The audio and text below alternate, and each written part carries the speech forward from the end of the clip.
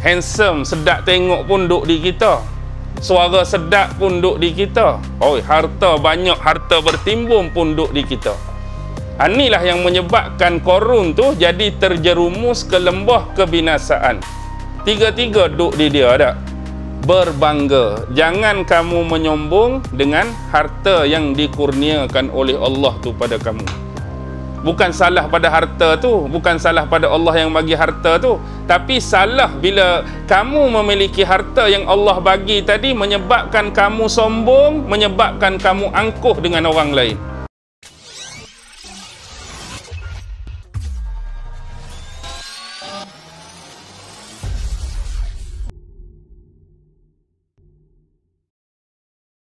Bismillahirrahmanirrahim. Assalamualaikum warahmatullahi wabarakatuh. Alhamdulillah, alhamdulillah, alhamdulillah. Alhamdulillahi rabbil alamin. Wa bihi nasta'in ala umurid dunya waddin. Wassalatu wassalamu ala ashrafil anbiya'i wal mursalin wa ala alihi wa sahbihi ajma'in. Subhanaka la ilma lana illa ma 'allamtana innaka antal alimul hakim. Qala rabbi shrah li sadri wa yassir li amri wahlul 'uqdatam min lisani yafqahu qawli. Allahumma yassir wa la tu'assir. Allahumma salli ala sayyidina Muhammad wa ala alihi wa sahbihi wa sallim. Wa la hawla wa la quwwata illa billahil aliyyil azim. Amma ba'd. Alhamdulillah. Syukur kehadrat Allah Subhanahu wa ta'ala kerana dengan limpah kurnia, rahmat, kasih sayang dan inayah daripada Allah Subhanahu wa ta'ala, alhamdulillah, pada malam ini sekali lagi kita sama-sama dapat dipertemukan oleh Allah Subhanahu wa ta'ala. Dan mudah-mudahan pertemuan pada malam ini sedikit sebanyak dapat menambahkan ilmu dan pengetahuan kepada kita semua berkenaan dengan firman dan ayat-ayat Allah Subhanahu wa ta'ala, insya-Allah. Tuan-tuan, pada malam ini marilah sama-sama kita membaca dan mentadabbur dua potong ayat yang difirmankan oleh Allah Subhanahu wa ta'ala di dalam surah yang ke-28, iaitu surah Al-Qasas, merujuk ayat 76 dan 77, yang mana Allah Subhanahu wa ta'ala berfirman, A'udzu billahi minasyaitonir rajim. Inna Qaruna kana min qaumi Musa fabagha alaihim wa atainahu minal kunuzi ma inna mafatihahu latanu bil usbati ulil quwwah idh qala lahu qaumuhu la tafrah innallaha la yuhibbul farihin wabtaghi fima ataka Allahu ad-daral akhirah ولا تنس نصيبك من الدنيا وأحسن كما أحسن الله إليك ولا تبغ الفساد في الأرض إن الله لا يحب المفسدين. Surah Al-Qasas merujuk ayat 76 dan 77.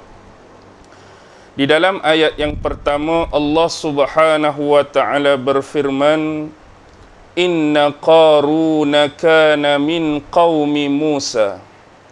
Sesungguhnya Qarun adalah termasuk daripada kaum Nabi Allah Musa alaihi salam.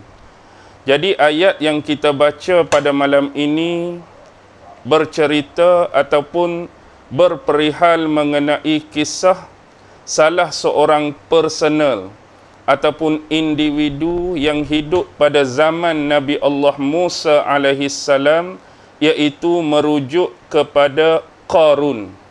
Siapakah Qarun yang sebenarnya? Baik, nama Qarun adalah sebahagian daripada nama-nama personal ataupun individu yang sering naik apabila dikisahkan oleh Allah Subhanahu wa taala berkenaan dengan Nabi Allah Musa alaihi salam. Sebagai contoh, Allah rakam nama Qarun ni sebanyak 3 kali dalam Quran. Pertama, surah yang kita baca ni, iaitu surah Al-Qasas. Yang kedua, Allah bubuh nama Qarun dalam surah Al-Ankabut. Dan yang ketiga, Allah letak nama Qarun ni dalam surah Al-Mu'min. Jadi dalam surah Al-Qasas, surah Al-Ankabut dan surah Al-Mu'min 3 kali naik nama Qarun. Sebagaimana yang kita lihat dalam sejarah, kisah kehidupan Nabi Musa ni bukan Qarun saja yang naik bila Allah cerita pasal Nabi Musa. Ni salah satu contoh. Antara sebagai contoh yang lain ialah yang ada hubungan kedekatan, hubungan kerabat, hubungan darah, hubungan salasilah dengan Nabi Musa, yang selalu naik ialah saudara dia, abang kepada Nabi Musa, iaitu Nabi Allah Harun alaihi salam. Nabi Harun tu ialah abang kepada Nabi Musa yang Allah sebut nama dia 20 kali dalam Quran. Nama Nabi Allah Harun Allah sebut 20 kali. Manakala nama Nabi Musa sendiri paling banyak di antara sekian banyaknya nabi-nabi dan rasul, Allah sebut nama Nabi Musa 136 kali dalam Quran. Yang pertama, ada hubungan dekat dengan Musa ialah Nabi Harun. Yang kedua ialah saudari dia, iaitu kakak perempuan kepada Nabi Musa, juga otomatik kakak perempuan kepada Nabi Harun. Kakak dia yang sulung, yang bernama Maryam. Maryam binti Imran. Sebab Musa bin Imran, Harun bin Imran. Yang juga Allah sebut kisah dia dalam surah ni juga. Surah Al-Qasas ayat 9. Yang mana Allah berfirman, wa qalat li ukhtihi qussihi, dan berkatalah ibunya, yakni ibu kepada Nabi Musa, kepada saudarinya ataupun saudara perempuannya, qussihi, ikutilah dia. Yang ni adalah gambaran kisah bila Nabi Musa ni hanyut di dalam sungai Nil dalam kotak tu. Jadi mak Nabi Musa ni, dia nak tahu kotak yang di dalam tu ada anak dia ni terlekat di mana, sampai di mana. Dia suruh kakak dia yang sulung Maryam tadi ikut menyusur di tepi tu tengok. Tu kisah yang Allah rakam dalam Quran, kakak dia. Dan satu lagi mak dia sendirilah. Dalam ayat yang ke-7 surah ni juga, surah yang sama. Wa auhayna ila ummi Musa an ardi'i.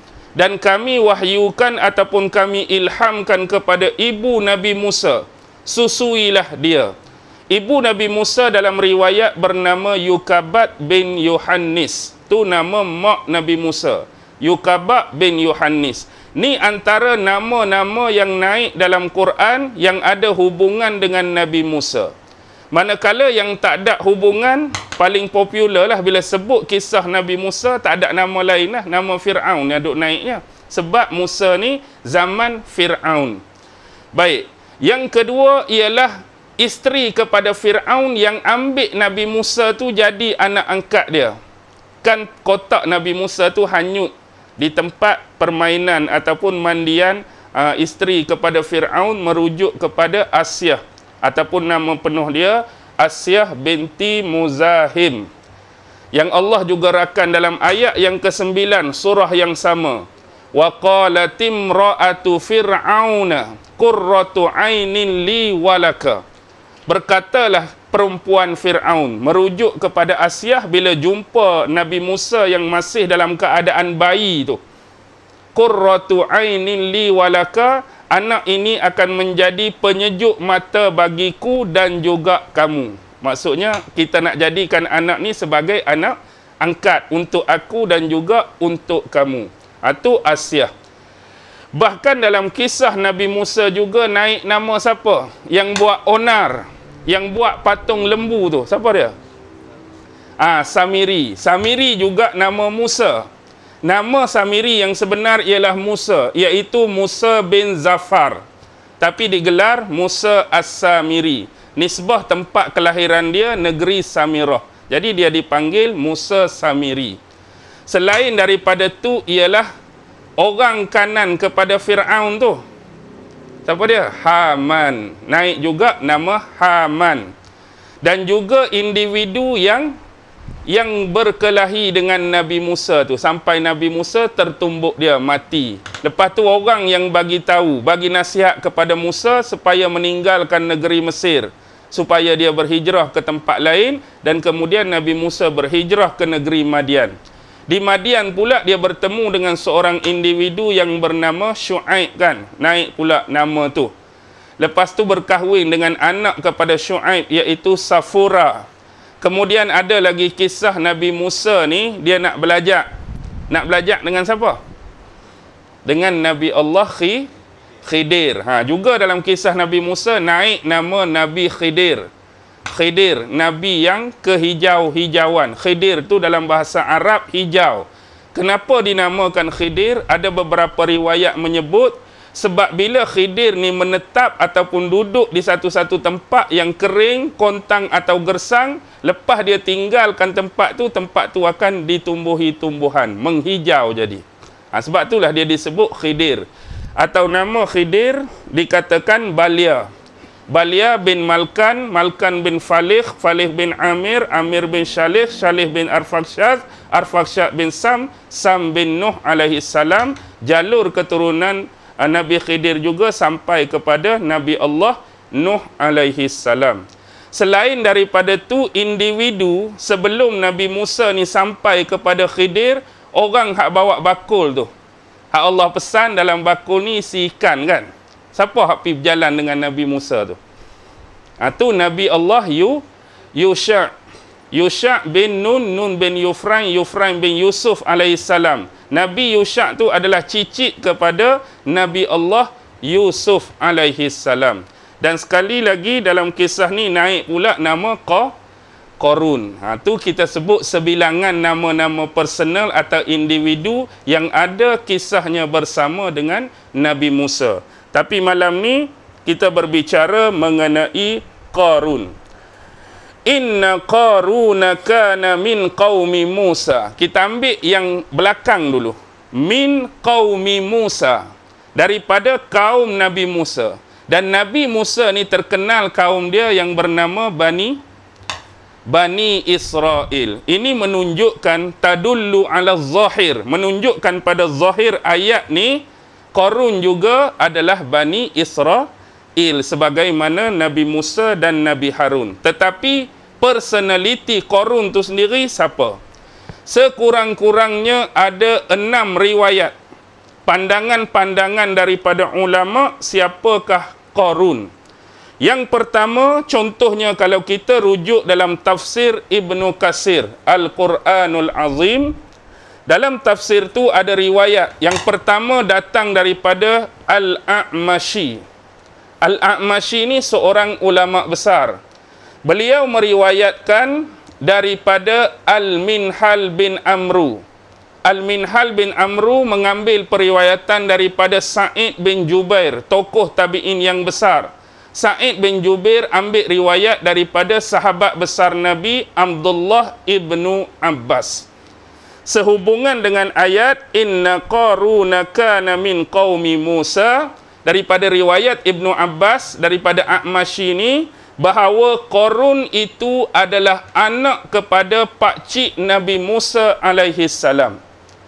Qarun anak kepada pakcik Nabi Musa, anak kepada pak saudara dia. Jadi automatik dia adalah saudara sepupu Nabi Musa alaihi salam. Faham dah ayat tu? Anak kepada pakcik dia. Jadi pakcik dia tu pak saudara, anak pak saudara dia, sepupu dia lah. Jadi pernyataan ini menunjukkan Musa dan Qarun adalah saudara sepupu. Tu yang pertama. Yang kedua, Imam Ibn Katsir mendatangkan nama-nama ulama-ulama yang besar untuk mengukuhkan pandangan dan pendapat yang pertama. Dengan kata lain, nama-nama ni menyokong kenyataan bahawa Musa dengan Qarun tu adalah sepupu. Antaranya ulama besar seperti Ibrahim An-Nakhai, kata sepupu.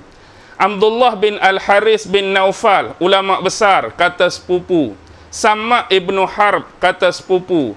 Qatadah, kata sepupu. Malik ibnu Dinar, kata sepupu. Ibnu Jurash, kata sepupu. Dan ulama-ulama besar yang lain bersepakat mengatakan bahawa Musa dan Qarun adalah saudara sepupu. Okey, itu yang kedua. Yang ketiga yang dibawakan oleh Imam Ibn Katsir, salah satu daripada nama-nama tadi. Yang terakhir saya sebut tadi, selepas Malik bin Dinar, ialah Ibnu Jurayj. Ada pandangan tersendiri daripada Ibnu Jurayj dengan mengatakan bahawa Qarun ini adalah merujuk kepada Qarun bin Yashur bin Qahis. Qarun bin Yashur bin Qahis. Manakala Nabi Musa bin Imran bin Qahis. Jadi atas pernyataan Ibnu Jurayj tadi seolah-olah membenar dan memperkuatkan lagi pandangan yang pertama. Bila kata Qarun, Qarunlah bin Yashur, Yashur tu bapa Qarun. Tok Qarun nama Qahis. Tu lain Qarun. Kalau lain Nabi Musa, Musa bin Imran, Imran bin Qahis. Tok sama tok ni orang yang sama. Jadi anak kepada Qahis tu seorang nama Imran, bapa kepada Musa, seorang nama Yashur, bapa kepada Qarun. Jadi hak mana abang, hak mana adik? Hak mana abang, hak mana adik? Dalam tafsir Imam Al-Baghawi dan juga merujuk tafsir Ruhul Ma'ani Imam Al-Alusi, Imran tu abang kepada Yashur. Anak kepada Qahis tadi, Imran tu abang, Yashur tu adik. Jadi melalui Imran lahirnya Nabi Musa, melalui Yashur lahirnya Qarun. Jadi bila Yashur dengan Imran adik-beradik, otomatik dua-dua ni akan jadi sepupu. Baik. Kita berhenti dulu di situ. Ni pandangan Imam Ibn Katsir. Kalau kita rujuk kitab Ma'alim At-Tanzil. Ni satu lagi kitab tafsir besar yang bersifat ibu ummahat karangan Imam Al-Baghawi. Dalam tu dia susul galuh lagi, panjang lagi salasilah ni. Dia sebut Qarun bin Yashur bin Qahis bin Lewi bin Ya'qub alaihi salam. Maksudnya dia tak berhenti pada Qahis tadi, dia naik lagi. Qahis ni anak kepada Lewi, Lewi anak kepada Ya'qub. Jadi otomatik juga Musa bin Imran, Imran bin Qahis, Qahis bin Lewi, Lewi bin Ya'qub. Jadi apa makna di sini? Nabi Ya'qub lah.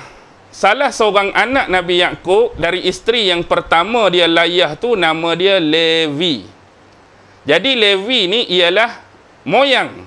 Levi tu moyang. Qahis tu datuk. Imran tu bapa, Musa tu anak. Nampak tak dia punya jaluran, dia punya susuran.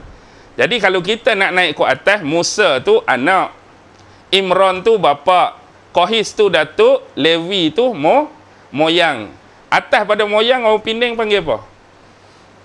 Generasi kelima tu atas pada moyang orang Penang panggil apa? Tak ada panggilan. Maksudnya atas pada moyang tu Nabi Ya'qub alaihi salam. Jadi Nabi Musa ni masih lagi keturunan Nabi Ya'qub. Betul lah Bani Israel. Manakala kalau ambil sebelah Qarun, Qarun bin Yashur, Yashur bin Qahis, Qahis bin Lewi, Lewi bin Ya'qub. Sama juga. Qarun tu anak, Yashur tu bapa, Qahis tu datuk, Lewi tu moyang.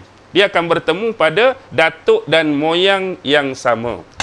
Jadi bila kita faham demikian, maksudnya Musa ni adalah cicit kepada Lewi. Korun cicit kepada Lewi. Banding dengan cerita hak bawa ikan tadi. Hak bawa ikan tu siapa? Yusha. Nabi Yusha bin Nun bin Yufraim bin Yusuf. Yusha tu anak, Nun tu bapa, Yufraim tu datuk, Yusuf tu moyang. Yusuf dengan Lewi adik-beradik kan? Yusuf juga anak Nabi Yaqub, Lewi anak Nabi Yaqub. Bermaksud dua orang tu, Nabi Musa tu cicit kepada Lewi, Nabi Yusha cicit kepada Yusuf. Dua-dua lagi masih keturunan Nabi Allah Yaqub. Walau bagaimanapun, ada satu lagi pandangan. Pandangan berkenaan salasilah Nabi Musa ni, dia ada mengatakan pertambahan sebelum Lewi. Hak tadi Musa bin Imran, Imran bin Qahis, Qahis bin Lewi. Tapi ada satu lagi pandangan, Musa bin Imran, Imran bin Qahis, Qahis bin Azar. Ada lagi nama. Selepas Qahis tu Azar, Azar baru bin Lewi. Maksudnya kalaulah hak ni lebih benar, katakan hak ni lebih benar, maksudnya moyang tu tak duduk di Lewi bagi Nabi Musa. Moyang tu duduk pada Azar, atas Azar tu baru Lewi, atas Lewi tu baru Nabi Musa alaihi salam. Kau pening dah? Tak apalah, kita belajar salah silah sikit. Tapi nak suruh kenal siapa itu Qarun. Okey.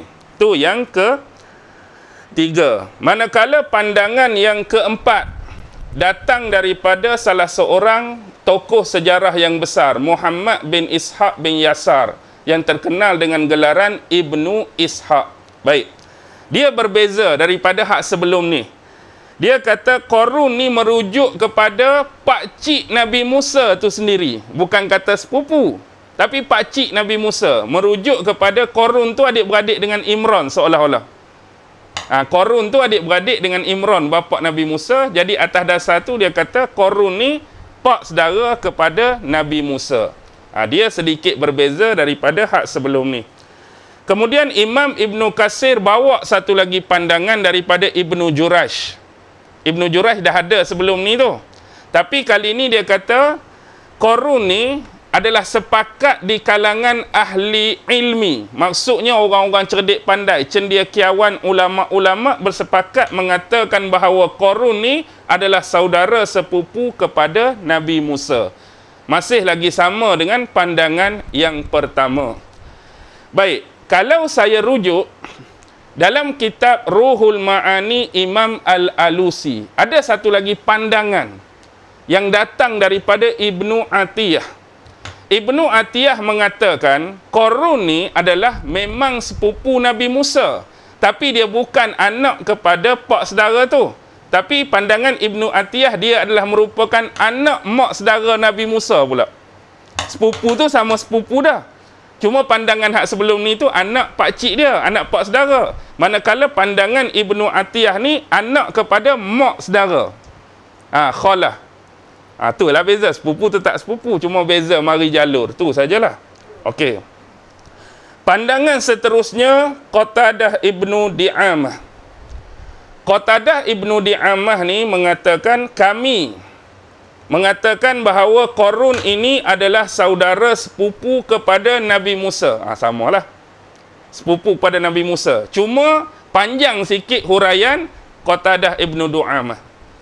Dia kata apa? Dia kata pada zaman dia Qarun ini digelar Al-Munawwir ataupun Al-Munawwar. Pasal apa Qarun ini digelar Munawwar pada zaman dia? Li husni suratihi. Kerana keelokan pada paras rupa dia. Dia digelar Munawwir ni kerana Allah bagi dia kacak lah, kita kata bahasa mudah ni, kacak, handsome, nampak pandang tu sedap kelih lah orang kata. Satu. Kemudian suara dia Allah bagi. Dia antara orang yang mempunyai suara yang bagus, suara yang baik ketika membaca dan mengalunkan ayat-ayat Taurat. Allah bagi suara dia tu sedap. Ketika kalau kita hari ni sedap baca Quran lah. Allah bagi pada Qarun suara dia bagus, suara dia sedap bila baca kitab Taurat. Kemudian tambah pula Allah bagi apa pada dia? kekayaan. Kalaulah duduk di kita ketiga-tiga karakter tadi, lagu mana agak-agak? Handsome, sedap tengok pun duduk di kita. Suara sedap pun duduk di kita. Oh, harta banyak, harta bertimbun pun duduk di kita. Inilah yang menyebabkan Korun tu jadi terjerumus ke lembah kebinasaan. Tiga-tiga duduk di dia tak? Kita boleh bayangkanlah. Kalaulah benda tu duduk kat saya lah, katakan tak? Kita kata mari, start mari tu ralik orang duk tengok kita. Bukan hak sekarang lah. Sekarang ni tak ada siapa nak tengok pun. Muka pun gelap ke matu tak? Kalau bayangkan hak tu, orang tengok, handsome-nya ustaz ni. Tambah-tambah hak belakang tabir ni pula tak? Hak perempuan-perempuan tengok, duk tunggu ni. Ni ustaz handsome, ni ustaz segak ni. Lepas tu bila pula berceramah sedap pula, kemudian berlagu, baca Quran sedap pula, menyanyi sedap pula, ada suara lah orang kata. Lepas tu mari pula, parking Ferrari. Kita mari yang motor buruk lah kalau saya tu tak. Ni parking Ferrari lah, parking Lamborghini lah, parking Bentley lah, apa. Jadi orang pandang benda-benda macam tu. Okey. Baik. Lepas tu Al-Munawwari tadi, dia sebab dia muka handsome dan kebagusan bacaan dia. Tapi apa yang jadi pada Korun? Yang mana jadi pada Korun ialah sifat munafik dia. Sifat munafik Korun tu sendiri sama dengan seorang lagi munafik yang ada pada zaman Nabi Musa tadi, hak kita panggil Musa Samiri tu. Dua ni adalah dua bentuk personality kemunafikan yang hidup pada zaman Nabi Musa. Satu Musa Samiri, satu lagi Korun. Okey, tu pandangan Qatadah Ibnu Ni'amah. Dan ada yang menyebut, iaitu Syahr Ibnu Hausyab. Ini ceritalah, bukan pasal salah silah Korun.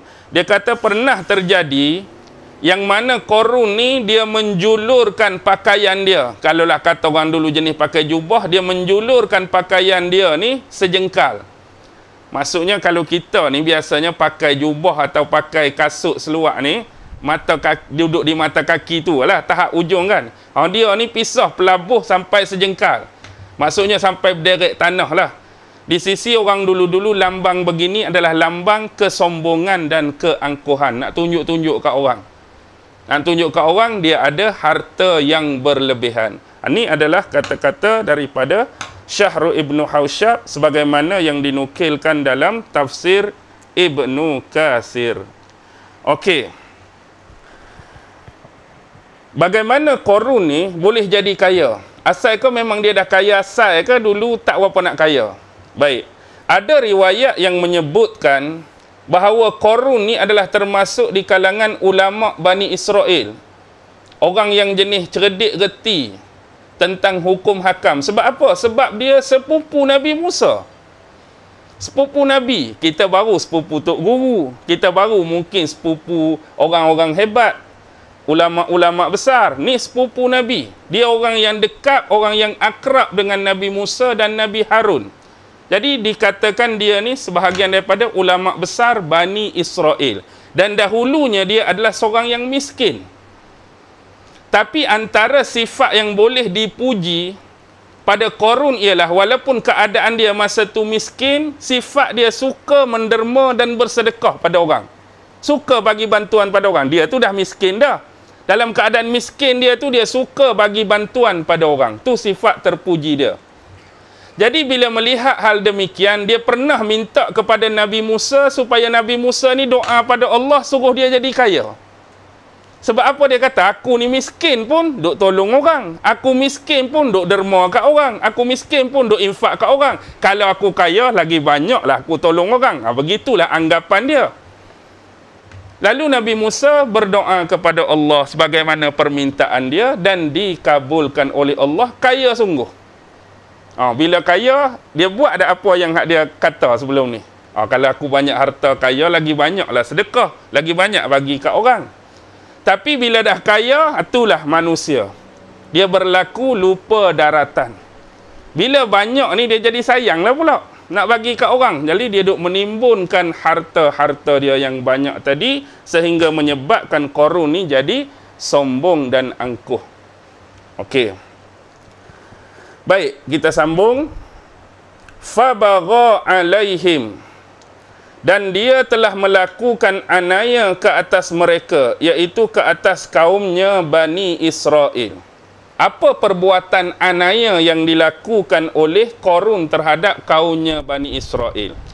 Sekurang-kurangnya ada 3 pandangan. Ada 3 pandangan. Seingat saya dalam tafsir Ruhul Ma'ani, Imam Al-Alusi menyebutkan, ataupun mungkin juga ada di dalam tafsir Imam Baghawi Ma'alim At-Tanzil.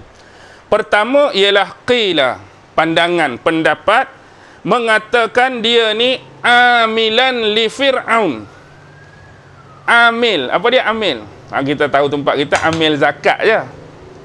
Dia ni adalah salah seorang pekerja, orang besar di bawah Fir'aun. Dia sendiri tu, zaman Fir'aun tu, salah seorang pegawai lah yang berkhidmat untuk Fir'aun.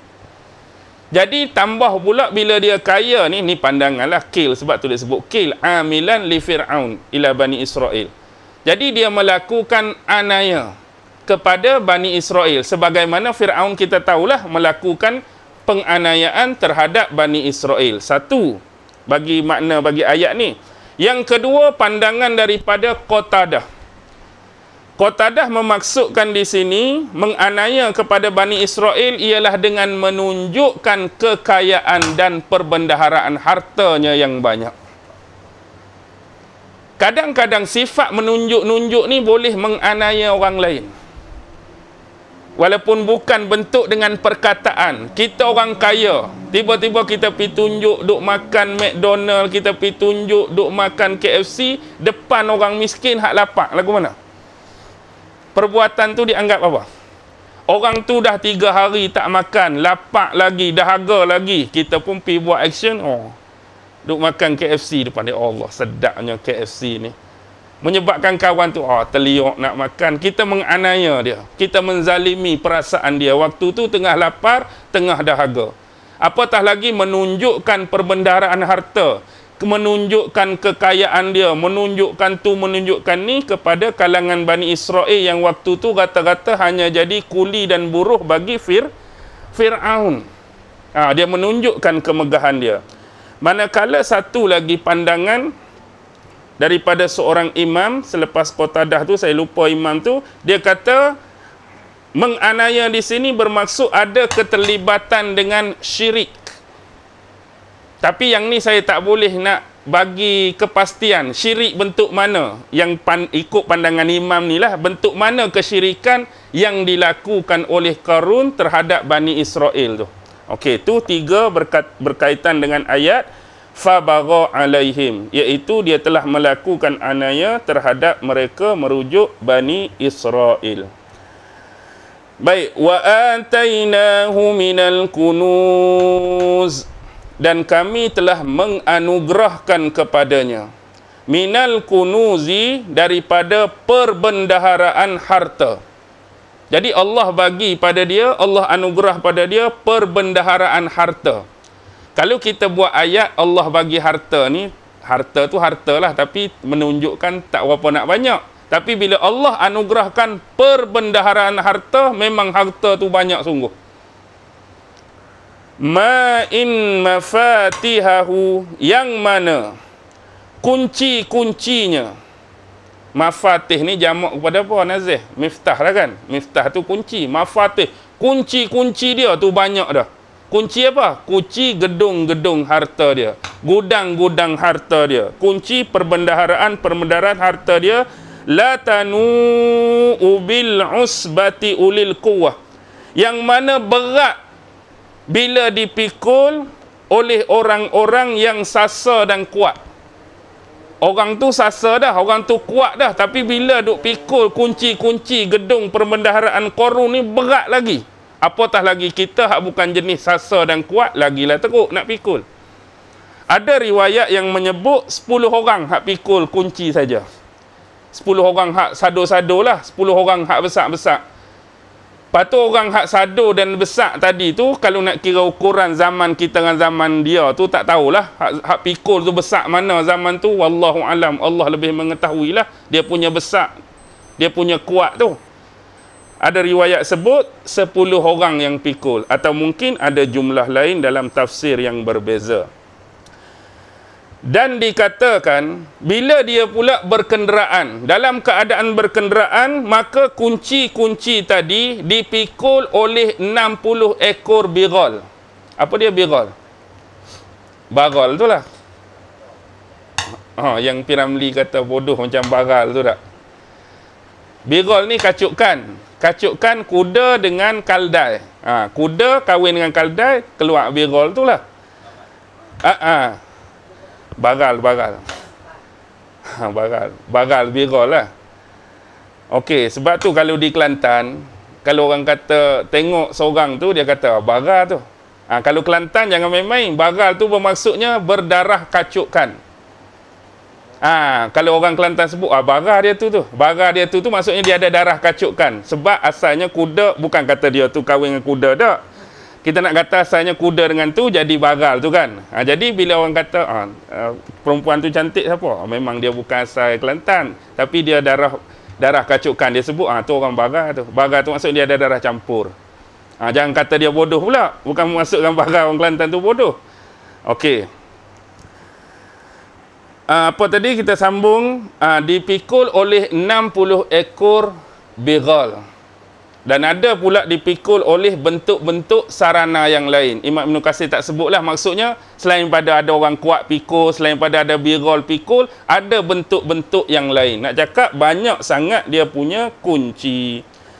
Manakala Imam Al-A'mashi sekali lagi mengambil periwayatan daripada Khaisamah, yang mana dia menyebut kunci-kunci perbendaharaan Qarun ni dibuat daripada kulit. Saya pun tak boleh nak hadam di sini. Biasanya kalau kunci ni kita kata buat daripada besi kan. Bila kata kunci ni buat daripada kulit, bentuk kunci lagu mana? Tak tahulah. Tapi disebut dalam tafsir Ibnu Katsir tu, pandangan daripada A'mashi mengambil periwayatan daripada Khaisamah, kunci tu dibuat daripada kulit. Dan setiap kunci itu pula, saiz dia adalah sama besar dengan jari telunjuk. Sama besar dengan jari telunjuk. Ni baru jari telunjuk saya. Jari telunjuk orang hak zaman tu, wallahualam lah besar mana. Mungkin 2 kali ganda jari saya ke, lebih lagi ke, tapi nak abad besar lah. Kita kalau ada kunci besar ni hebat lah kan. Okey. Baik, kalau kita nak buat perbandingan 10 orang pikul, banyak tak? Banyak ni, 10 orang kuat-kuat duk pikul. Apa hang pikul tu? Kunci saja-saja. 60 ekor bagal tadi, kunci saja-saja. Besar-besar ni pula tu. Kita ada kunci 5 rumah sewa, 5 homestay pun bukan main riak. Ada. Duk penuh ni dalam poket ni. Dalam poket tu pun tak terbalik berjalan. Ke terbalik kunci ada 5? Tak terbalik. 5 utas baru kunci. Relax lagi berjalan tak? Tu pun buat-buat nampak sengit. Nak suruh orang tanya, apa benda dalam poket tu? Ni kunci homestay Sungai Nibung. Tu anak abad pun. Ni kunci homestay Bayang Baru. Ni kunci tu pun tak sengit berjalan. Agak-agak 60 ekor pikul 10 orang ni lagu mana? Tu pun kita bukan main dah, ada 5 homestay ni. Tu Qarun. Bagaimana seseorang tu boleh tertawan sehingga menjerumus kepada lembah kebinasaan. Baik. إِذْ قَالَ لَهُ قَوْمُهُ لَا تَفْرَحْ. Dan ingatlah ketika mana kaumnya pernah berkata kepadanya. Maksudnya kaum dia berkata kepadanya dalam bentuk nasihat dan saranan. Dia kata apa? La tafrah. Janganlah kamu berbangga. Jangan kamu menyombong dengan harta yang dikurniakan oleh Allah tu pada kamu. Bukan salah pada harta tu, bukan salah pada Allah yang bagi harta tu, tapi salah bila kamu memiliki harta yang Allah bagi tadi menyebabkan kamu sombong, menyebabkan kamu angkuh dengan orang lain, menyebabkan kamu sombong dengan sesama makhluk Allah. Innallaha la yuhibbul farihin. Sesungguhnya Allah tidak menyukai orang-orang yang melakukan kesombongan dan keangkuhan. Isyak dah. Tak habis lagi satu ayat ni. Tak apa. Habis ni ada.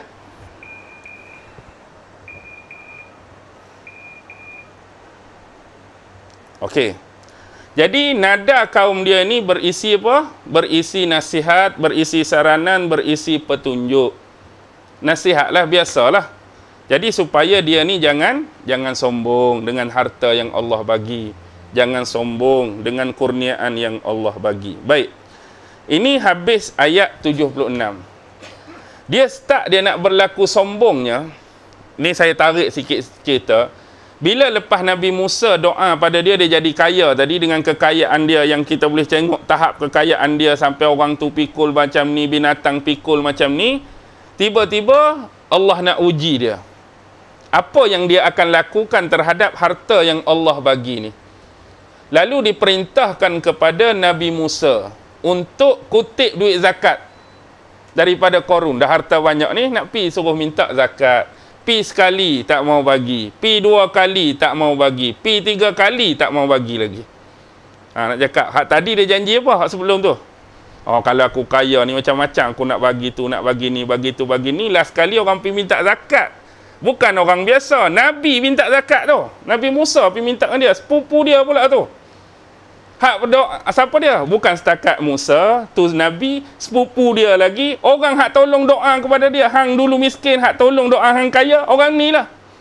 Hak mari minta zakat ni bukan untuk dia, untuk orang miskin lain. Oh, tak mau dengar. Lalu sebab ni lah Allah murka dan Allah benamkan dia. Dan hasil dia hari ni kita boleh tengok lah tempat dia tu di Mesir tu. Ada yang kita panggil Tasik Korun.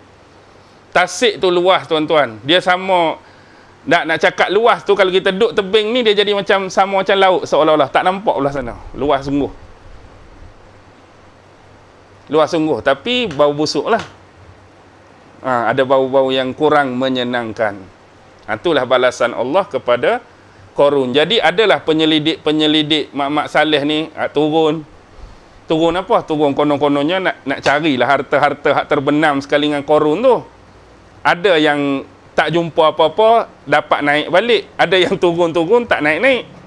Tak tahulah terlekat di mana tu, wallahu alam lah. Banyak dah kejadian-kejadian yang berlaku di Tasik Korun melalui berita-berita yang kita boleh dapati daripada negara Mesir. Baik, ada satu lagi kes yang disebutkan dalam tafsir. Asalnya dia ni hasad kepada Nabi Musa dan dia ni hasad kepada Nabi Harun. Sebab apa? Sebab dia ni orang yang dekat dengan keduanya, sepupu dia. Pernah dia menyebutkan, ini adalah pandangan dalam beberapa riwayat dalam tafsir, dia kata, sesungguhnya kenabian dan kerasulan Allah bagi pada Nabi Musa. Nabi dan Rasul Allah bagi pada Nabi Musa. Manakala ketua yang menguruskan, apa dia? Mazbah wal korban. Apa dia mazbah ni? Nazih, mazbah ni apa? Mazbah ni altar. Apa dia altar? Oh, mazbah pun tak tahu, altar pun tak tahu. Altar ni nak bagi mudah faham, tempat yang digunakan untuk melakukan ibadah penyembelihan atau ibadah korban. Pernah tengok dah Narnia? Filem Narnia. Narnia tu kan waktu singa tu nama apa? Aslan tu. Aslan. Maksudnya tempat yang Aslan hak kena bunuh tu kan, hak hidup balik tu. Tu dia panggil mazbah lah tu, panggil altar. Jadi untuk tempat macam tu dan upacara korban bagi Bani Israel tu dipengurusikan oleh Nabi Allah Harun. Jadi dah Musa dapat ni, Harun dapat ni, aku sendiri apa bahagian dia? Seolah-olah dia ni tak ada bahagian di sisi Allah untuk apa? Kerja-kerja yang penting dan utama lah. Dah Musa bagi Nabi dan Rasul, dah Harun bagi jawatan tadi untuk menguruskan korban. Aku apa ada? Jadi atas pada tu dia minta supaya kesemua ketua-ketua 12 Bani Israel ni, ketua mereka ni, masing-masing di satu hari bawa tongkat masing-masing. Hak bahagian ketua saja. Maksudnya ketua dari keturunan Robin, ketua daripada keturunan Syamun, ketua dari Lewi, ketua dari Yahuza, ketua dari Yusuf, ketua dari Bunyamin, sampai 12 Bani Israel itu maksudnya ada 12 orang ketua, bawa tongkat masing-masing. Kita akan bertemu di mana? Di satu kubah. Di kubah ni adalah dipanggil kubah yang selalunya mereka berhimpun. Kita akan pergi situ, kita akan letak semua tongkat kita ni. Kita akan semua letak tongkat kita yang mana biar turun wahyu daripada Allah. Allah nak pilih siapa? Daripada kesekian tongkat-tongkat tadi. Jadi tongkat tu adalah kisah yang mana seolah-olah yang terpilih tu tongkat milik Nabi Allah Harun. Jadi dia pun tak puas hati lagi. Sebelum ni Nabi Musa dah habaq dah. Hak diletakkan, hak kamu komplain, hak kamu komen tadi, bukan kami yang letak. Bukan aku nak jadikan aku tu Nabi. Allah yang tentukan. Bukan Harun pula nak jawatan tu, Allah yang tentukan. Jadi dia kata, aku tak mempercayai kamu wahai Musa. Lepas tu dia minta buat benda tadi tu. Last kali bila jadi benda tadi pula, kamu buat sihir apa pula ni Musa? Lagu tu pula ayat dia. Bila jadi keajaiban tadi, kamu duk menyihir apa pula wahai Musa, jadi lagu-lagu ni. Jadi asal puncanya hasad je. Hasad dan dengki kerana nakkan jawatan, nakkan kelebihan sebagaimana Allah bagi pada Musa dan Allah bagi pada Harun. Itu asalnya tentang Qarun mengikut riwayat tersebutlah. Okey. Isyak dah isyak. Ada satu ayat lagi. Nak perhabis ke? Perhabis saja. Tapi kita buat ringkas-ringkas. Wabtaghi fima ataka Allahu ad-daral akhirah. Dan carilah apa-apa yang telah dikurniakan oleh Allah kepada kamu, iaitu kebahagiaan negeri akhirat. Carilah apa yang Allah bagi kat kamu tu untuk mendapatkan kebahagiaan di akhirat. Wala tansa nasibaka minad dunya. Dan jangan sesekali kamu melupakan nasib ataupun habuan ataupun bahagian kamu sewaktu kamu mencari kenikmatan di atas dunia. Baik. Carilah apa yang dianugerahkan oleh Allah. Jadi berkaitan dengan kisah Qarun ni, dengan harta yang Allah bagi pada dia tadi, jadikanlah harta tersebut sebagai wasilah, sebagai jalan, sebagai sarana untuk dia mendekatkan diri kepada Allah. Hak sebenarnya. Jadi bukan kata Qarun, kita pun sama. Harta yang Allah bagi pada kita ni, ambil peluang kita guna harta tu, cari jalan nak kita dekatkan diri pada Allah. Antara yang Islam ajak apa dia? Dengan harta, kita boleh berinfak, kita boleh bersedekah, kita boleh berwakaf, kita boleh tolong orang tu, tolong orang ni, bina benda tu, bina benda ni dengan harta tu. Sepatut buat lagu tu, tapi Qarun dia kedekut dah. Qarun dia tak mau keluar dah benda-benda tadi. Sedangkan waktu dia fakir, waktu dia miskin, dia buat benda tu. Inilah dikatakan bahawa kadang-kadang harta tu boleh menyebabkan manusia berubah. Harta tu boleh play outkan manusia, harta tu boleh pelarikan manusia. Jadi, jalan untuk mendekatkan diri kepada Allah dan menambahkan ketaatan kamu kepada Allah. Tapi jangan lupa, habuan dan bahagian kamu waktu kamu hidup atas dunia. Sebab antara yang dihalalkan oleh Allah atas kita, ada yang namanya makanan, ada yang namanya minuman, ada yang namanya pakaian, ada yang namanya kenderaan, ada yang namanya rumah, ada yang namanya perkahwinan. Jadi jangan lupa pula, di samping kita nak cari bahagian kita di akhirat, kita ni hidup di mana sekarang? Kita ni hidup atas dunia. Jadi gunakanlah juga untuk keduniaan kita, nikmat dan anugerah tersebut. Kita nak makan, makanlah apa saja, janji makanan yang kita makan tu halal. Kita nak minum, minumlah, janji halal.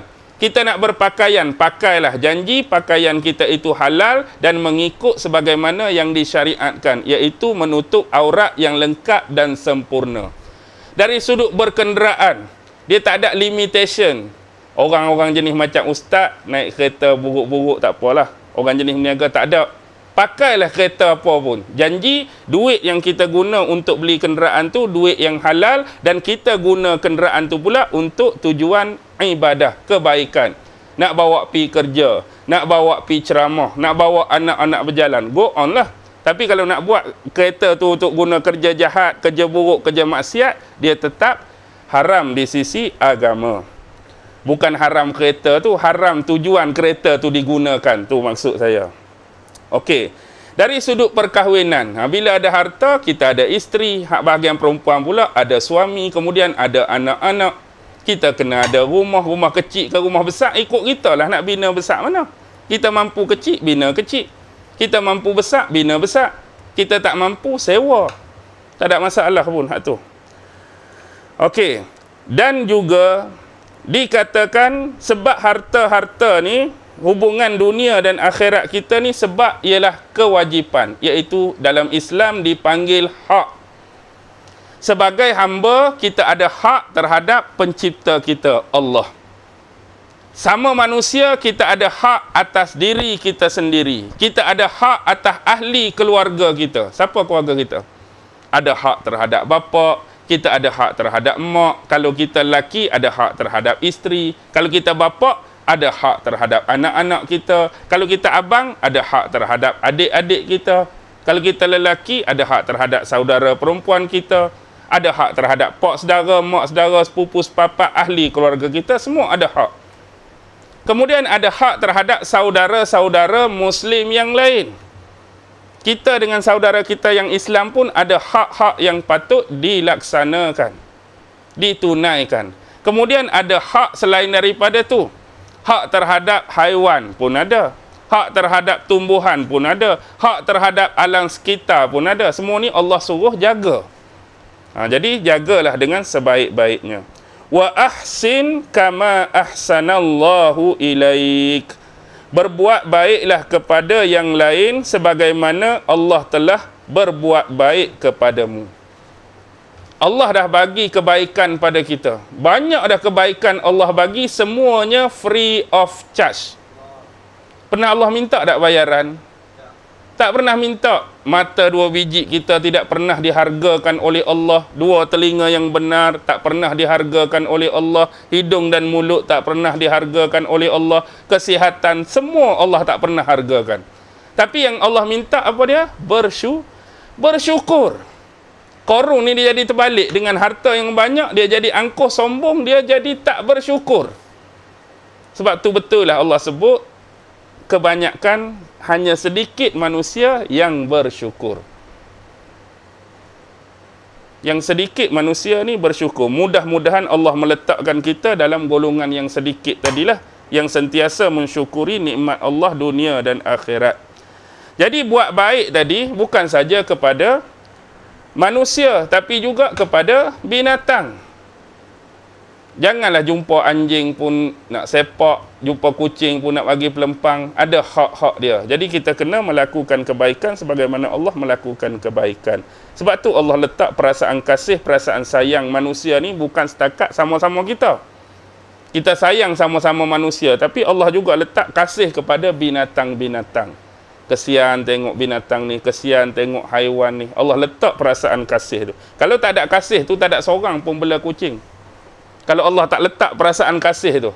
Sebab ada kasih sayang pada binatang tu. Ada bela kucing, ada bela anjing sebagai contoh. Ada bela tu, ada bela ni. Bahkan tahap pembelaan tu sampai lebih-lebih kan. Ada hak bela harimau, ada hak bela singa, ada hak bela buaya. Tu bukan tahap kita tu. Tapi nak cakap tu sebab perasaan kasih pada binatang tu yang menyebabkan mereka tu mesra dengan binatang tersebut. Wala tabghil fasada fil ard. Janganlah kamu melakukan kerosakan di atas muka bumi. Innallaha la yuhibbul mufsidin. Sesungguhnya Allah tidak menyukai orang-orang yang melakukan kerosakan. Jadi janganlah kita buat kerosakan di atas muka bumi Allah dengan perkara-perkara keburukan dan perkara-perkara yang dilarang oleh Allah Subhanahu wa taala. Bumi ni dah banyak rosak. Rosak hasil perbuatan tangan-tangan manusia. Kalau manusia buat sebagaimana syariat Allah, maka bumi ni akan jadi baik. Tapi kalau manusia buat yang berlawanan ataupun kontra dengan apa yang Allah syariatkan, bumi ni akan jadi sakit. Istilah sakit ni rosak lah. Contoh, Allah suruh semayang. Semua pakat hadut atas bumi tak mau semayang. Sakitlah bumi, rosaklah bumi. Allah suruh buat benda baik, kita semua pakat buat benda jahat. Allah suruh buat perdamaian, kita semua pakat bergaduh, pakat berperang. Apa jadi? Itulah bentuk-bentuk kerosakan. Allah suruh jaga harta benda kita dan jaga harta benda orang lain. Kita pakat pi rampas, pi curi, pi rompak, rosaklah muka bumi. Inilah orang-orang yang tidak disukai oleh Allah, iaitu orang-orang yang melakukan kerosakan. Oh, habis ya? Mana? Haman ni dia kira orang yang kanan lah kepada Fir'aun. Haman ni antara yang Quran cerita, dialah yang jadi pembina kepada satu bangunan yang tinggi, yang mana lepas bangunan ni siap, Fir'aun nak naik atas tu, itulah kisah yang Fir'aun panah ke atas tu. Bila Fir'aun panah tu, jadi Allah jadikan anak panah dia tu bila jatuh, berdarah di muncung tu. Ada kesan darah. Jadi dia pun bila tengok darah tu, action, aku dah bunuh dah Tuhan Musa. Ni bukti dia. Padahal tak tahu apa. Jadi asalnya kalau jatuh kosong lagu tu, mungkin dia tak kata apa. Tapi bila dia panah tu, tiba-tiba jatuh, muncung tu berdarah. Kenapa? Wallahualam lah. Jadi action lah dia. Tengok ni darah. Membuktikan aku dah bunuh Tuhan Musa. Musa tak boleh dakwa dah. Tuhan dia dah mati dah, dibunuh. Jadi kesan daripada bangunan Haman bina tu masih ada lagi. Tapi tak sempurna macam dulu dah. Dah tinggal bekas dan tapak-tapak. Kalau kita tengok di tapak arkeologi di Mesir tu. Bekas bangunan tu ada. Tapi ramai juga yang silap faham. Hak Haman bina tu dia berkata piramid. Bukan piramid tu. Itu bangunan khusus yang lain. Hak Haman bina tu. Itu antara orang yang nama Haman. Dan begitu jugalah kajian yang dilakukan oleh Profesor Maurice Bucaille kan, ahli kaji Perancis tu, yang dia kaji tentang mumia Fir'aun, dan dia juga kaji yang ada keterkaitan dengan Haman tu. Dia jumpalah Haman ni dalam kitab suci Al-Quran, yang menyebabkan akhirnya dia beriman masuk Islam, Profesor Maurice Bucaille tu. Okey, tapi ada satu lagi lah. Maksudnya janganlah kita menjadikan kes ini, dia ada satu istilah dipanggil Bucaillism.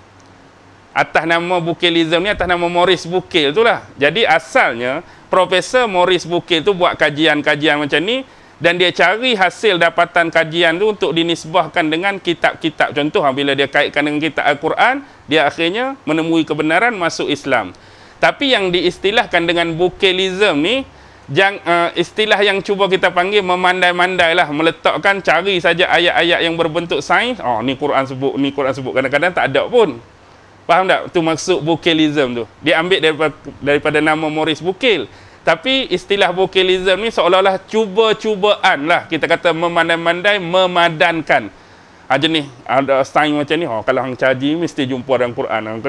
Itu kadang-kadang ada yang memang terdapat dalam Quran selaras, dan ada yang di luar yang disebutkan oleh Al-Quran. Mungkin function asas tu ada tentang benda tu, tapi seolah-olah cuba memadankan kaedah-kaedah ataupun penemuan-penemuan sains dengan kitab-kitab suci sebagai contoh. Itu yang disebut sebagai Bucaillism. Jadi kita berakhir pada malam ini walaupun cuma 2 ayat.